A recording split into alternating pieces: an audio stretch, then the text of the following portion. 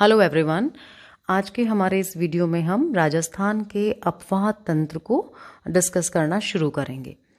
देखिए, अपवाह तंत्र के अंतर्गत हम जो राजस्थान की मुख्य नदियां हैं और उनकी सहायक नदियां हैं उनका अध्ययन करते हैं। और मैं राजस्थान की नदियों को शुरू करने से पहले आपको ये बता दूं कि अपवाह तंत्र बेसिकली होता क्या है। देखिए, अपवाह तंत्र किसी भी मुख्य नदी और उनकी सहायक नदियों द्वारा बनाया गया एक जाल होता है। यानी एक मुख्य नदी बहती है और उसमें जिस जिस क्षेत्रों से आकर वो सहायक नदियां बहती हैं, वो पूरा जो संपूर्ण जो क्षेत्र है वो अपवाह उस नदी के यानी मुख्य नदी के अपवाह तंत्र के अंतर्गत सम्मिलित किया जाता है। अब देखिए, राजस्थान की हम बात करें तो आपको ये ध्यान है कि राजस्थान का अधिकांश भाग रेगिस्तानी है और इसीलिए रेगिस्तानी होने के कारण यहाँ पर नदियों का महत्व अधिक है। क्यों? क्योंकि पानी के जो अन्य स्रोत हैं और जो भूगर्भिक जल है वो भी काफ़ी कम है। रेगिस्तानी भाग में वर्षा की मात्रा कम होती है। वर्षा की मात्रा कम होने के कारण जो अंडरग्राउंड वाटर है, भूमिगत जल है, उसका रिचार्ज नहीं हो पाता, यानी उसका पुनर्भरण नहीं हो पाता। और देखिए, सिंचाई का जो साधन है पश्चिमी रेगिस्तान में, जो हमारा मरुस्थलीय भाग है, वहाँ पर काफ़ी कम है सोर्सेस। तो नदियाँ जो हैं बहुत इम्पॉर्टेंट रोल प्ले करती हैं हमारे राजस्थान में जल की आपूर्ति के लिए और सिंचाई की जो सिंचाई के लिए जो जल है उसकी आपूर्ति के लिए। और एक विशेष महत्व रहा है नदियों का, ना केवल राजस्थान में बल्कि जितने भी क्षेत्र हैं, जितने भी देश हैं, उन सभी में नदियों का एक विशेष महत्व रहा है। और नदियों की हम बात करें तो देखिए, एक दूसरा इम्पॉर्टेंट जो पॉइंट है कि राजस्थान जो है वहाँ पर एक जो अरावली पर्वतमाला है वो एक महान जल विभाजक रेखा का काम करती है। यानी अरावली पर्वतमाला पूर्व व पश्चिम के में नदियों के प्रवाह जो हैं उनको विभक्त करती है। और वैसे देखा जाए, दूसरा जो एक इम्पॉर्टेंट पार्ट है राजस्थान की नदियों को लेकर, तो राजस्थान की जो नदियां हैं वो अधिकांशतः इस अरावली पर्वतमाला से ही निकलती हैं। ये क्लियर हो गया आपको यहाँ तक? अब देखिए, हम बात कर रहे थे अपवाह तंत्र की। तो जब हम राजस्थान के अपवाह तंत्र की बात करते हैं तो राजस्थान के अपवाह तंत्र को 3 भागों में विभाजित किया जाता है। पहला है अरब सागरीय अपवाह तंत्र, दूसरा बंगाल की खाड़ी का अपवाह तंत्र और तीसरा आंतरिक अपवाह तंत्र। ठीक है, अब हमने इसको विभाजित क्यों किया इन तीनों में? तो देखिए, मैंने आपको कहा था मुख्य नदी और सहायक नदियों द्वारा बनाए गए जाल को, हम नेटवर्क को हम अपवाह तंत्र कहते हैं। अब ये नदियां जो हैं राजस्थान में किन किन क्षेत्रों में जाकर, कहाँ जाकर अपने जल को डालती हैं, और जहाँ जैसे कुछ नदियां हैं अपना जल प्रवाहित करती हैं अरब सागर में, तो हमने उन नदियों को सम्मिलित रूप से अरब सागरीय अपवाह तंत्र के अंतर्गत रख दिया। कुछ नदियां अपना जल मुख्य नदी से के साथ मिलाकर बंगाल की खाड़ी में प्रवाहित होती हैं, तो इसलिए हमने उनका जो नाम है उन सभी नदियों को बंगाल की खाड़ी के अपवाह तंत्र के अंतर्गत रख दिया। अब ये तीसरा है आंतरिक अपवाह तंत्र, यानी इनलैंड, इसे हम कहते हैं इनलैंड ड्रेनेज सिस्टम। तो ये आंतरिक अपवाह तंत्र क्या होता है? देखिए, आंतरिक अपवाह तंत्र के अंतर्गत जब नदी अपने उद्गम स्थान से कुछ दूर चलती है और वहीं उसका जो एंडिंग है, उसका जो अपना जल है, वो किसी सागर या महासागर या खाड़ी में न डालकर वहीं भूमि में विलीन हो जाती है या किसी झील के अंदर अपना जल इकट्ठा करती है, तो वो सभी जो नदियां हैं, इस प्रकार की नदियां आंतरिक अपवाह प्रणाली के अंतर्गत आती हैं। यानी इनका जो जल है वो किसी बड़े सागर, महासागर, इनमें नहीं जाकर पृथ्वी जो धरातल है, धरातल में ही किसी झील के रूप में इकट्ठा कर देती हैं, या लंबे समय में बहने के पश्चात वो धीरे धीरे भूमि में ही विलुप्त हो जाती हैं। तो ऐसी सभी नदियां आंतरिक अपवाह प्रणाली के अंतर्गत आती हैं। तो ये आपको क्लियर हो गया होगा। अब हम शुरू करते हैं सबसे पहले इस वीडियो में अरब सागरीय अपवाह तंत्र की नदियों के बारे में।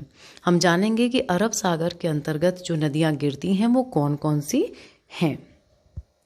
तो देखिए, इस क्रम में हम सबसे पहले लेते हैं लूनी नदी को।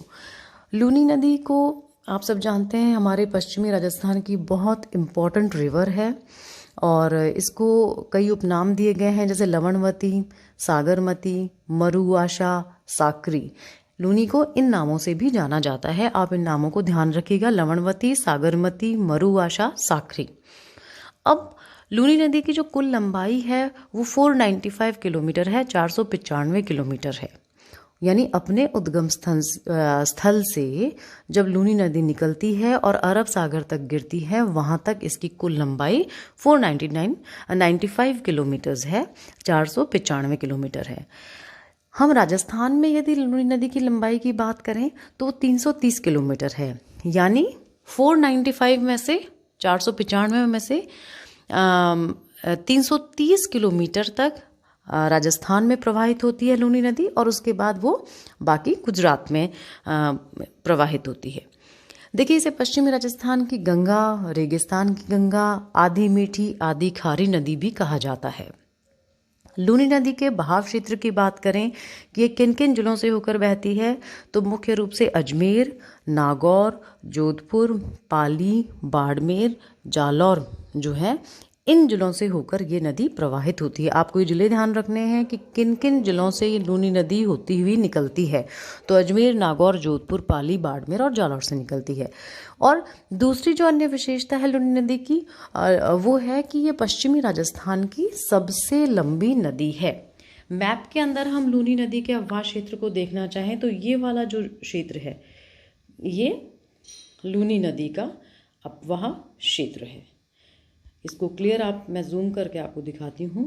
ये जो है, ये लूनी नदी का अपवाह क्षेत्र आता है। इस तरीके से ये इन जिलों में से होकर गुजरती है। ये अजमेर का हिस्सा आ गया, ये पाली आ गया, ये जालौर आ गया, बाड़मेर आ गया, जोधपुर का कुछ हिस्सा आ गया। तो ये जो एरियाज़ हैं, यहाँ से लूनी नदी होकर प्रवाहित होती है। एक बार फिर से आप लूनी नदी को मैप में देख लीजिए, और जब आप नदियों के बारे में बताएंगे, आपसे क्वेश्चन पूछा जाए, तो आपको हर ये जो मुख्य नदी है उसके अपवाह क्षेत्र का एक मैप भी आंसर में बनाना होगा। अब हम आगे चलते हैं। नेक्स्ट जो हमारी नदी है, उसकी लूनी नदी की जो नेक्स्ट विशेषताएं हैं उनकी ओर देखिए। लूनी नदी का उद्गम, जब हमने अभी तक विशेषताएं बात की, कुल लंबाई कितनी है, किन किन जिलों से वो प्रवाहित हो रही है, उसको किन किन नामों से जाना जाता है, उसके बाद हम जानते हैं। देखिए, उद्गम की जब हम बात करें तो लूनी नदी का उद्गम अजमेर जिले में नाग की पहाड़ियों से होता है।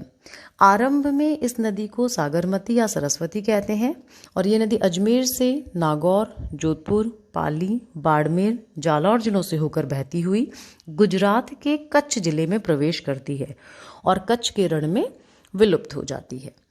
जब नदी का प्रवाह बहुत ज़्यादा होता है तो उसके बाद ये जल अपना खंबात की खाड़ी में डालती है। इस नदी की कुल लंबाई अपनी क्लियर हो गई 495 किलोमीटर, राजस्थान में 330 किलोमीटर है। राजस्थान में लूनी का प्रवाह गौडवाड़ क्षेत्र है और इसीलिए इसे गौडवाड़ प्रदेश कहते हैं। यानी जिन जिन एरियाज से लूनी नदी होकर गुजरती है, वो सारा एरिया जो है, वो सारा क्षेत्र जो है, वो गौडवाड़ प्रदेश के अंतर्गत आता है। गौडवाड़, या फिर हम कह सकते हैं गौडवाड़ प्रदेश कहलाता है।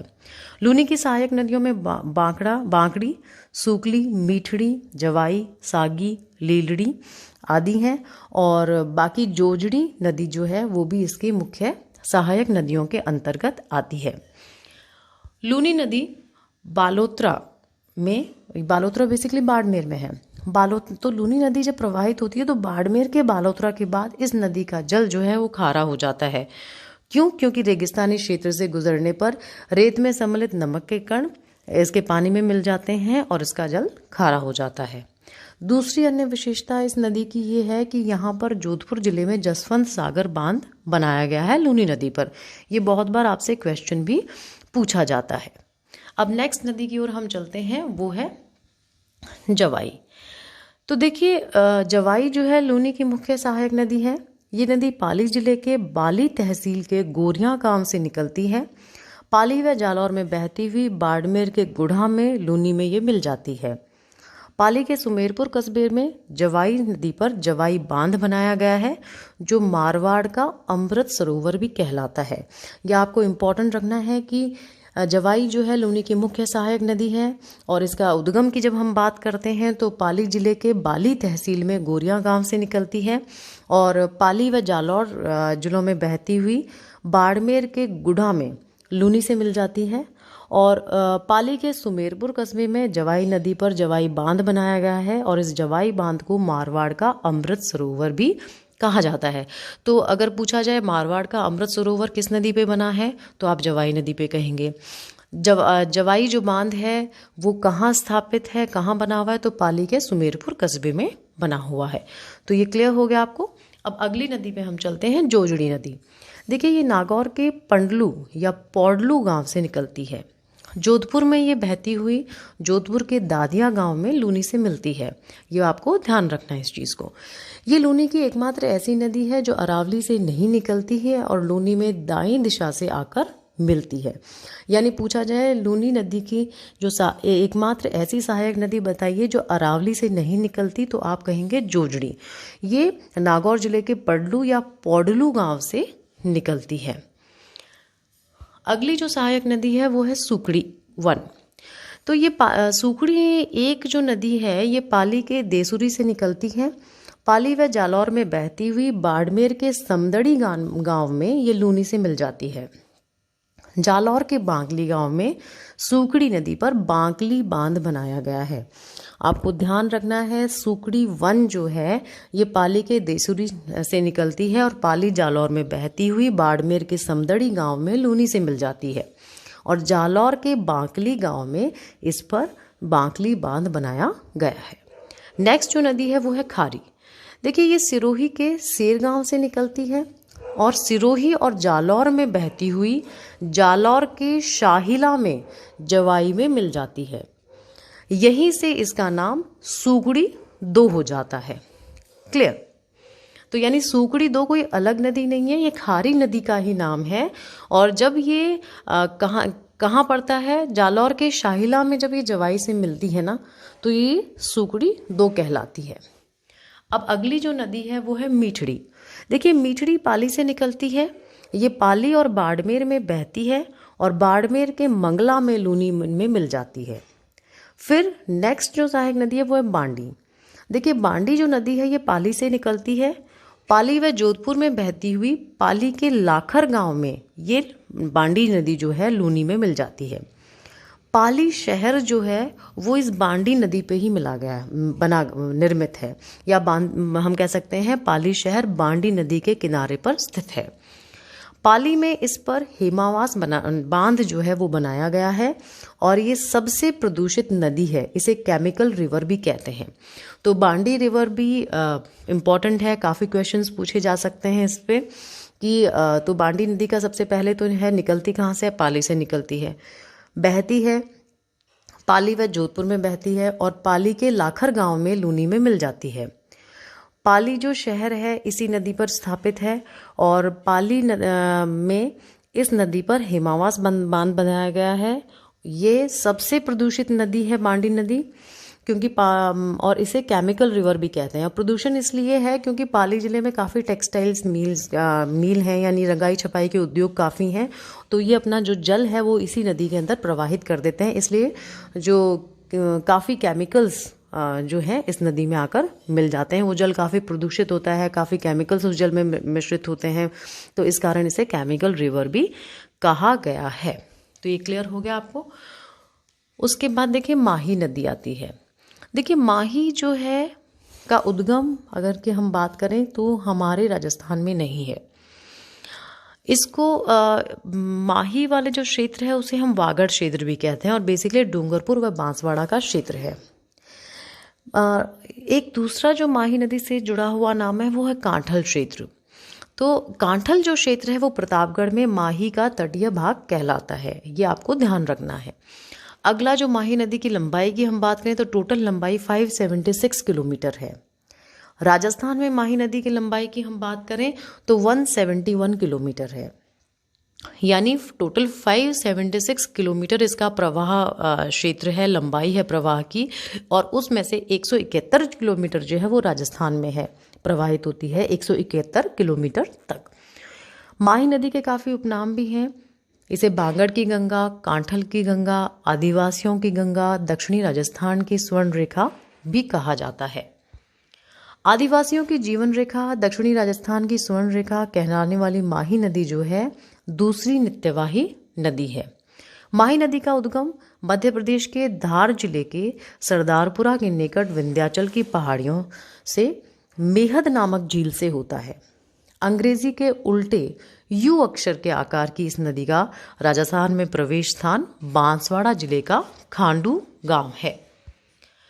ये नदी प्रतापगढ़ जिले के सीमावर्ती भाग में बहती है और उसके बाद दक्षिण की ओर मुड़ जाती है और गुजरात के पंचमहल जिले से होती हुई अंत में खंबात की खाड़ी में जाकर समाप्त हो जाती है, यानी खंबात की खाड़ी में अपना जल डाल देती है, प्रवाहित कर देती है।